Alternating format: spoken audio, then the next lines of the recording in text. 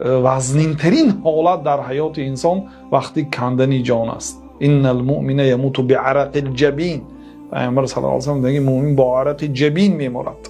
حتی پیامبر صلی الله علیه و سلم ان للموت لسکرات، موت این سکرات دارد، عذاب ها دارد. حتی حضرت فاطمه عذاب جناب رسول الله صلی الله علیه و سلم حس کردند، گفتند که وا کرب ابته و کرب ابته، ای پدری من عذاب کشیده ایستاده است، پدری من مشقت کشیده ایستاده است.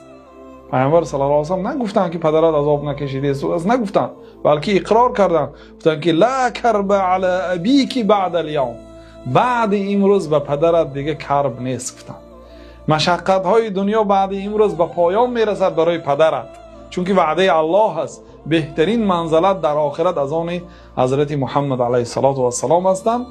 و پیامبر صلی الله علیه و سلم به این ایمان دارم، بنابراین میگه که لا کرب علی ابیک بعد اليوم، بعد امروز به پدرت دیگه مشقت نیست.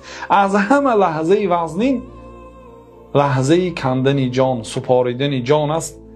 در آن حالت الله تعالی استوار و ثابت قدم میگرداند آنهایی که ایمان آوردند و در دنیا مستقیم بودند، بدین عمل کردند. برای بدین عمل کردن و مستقیم شدن علم آموختن لازم.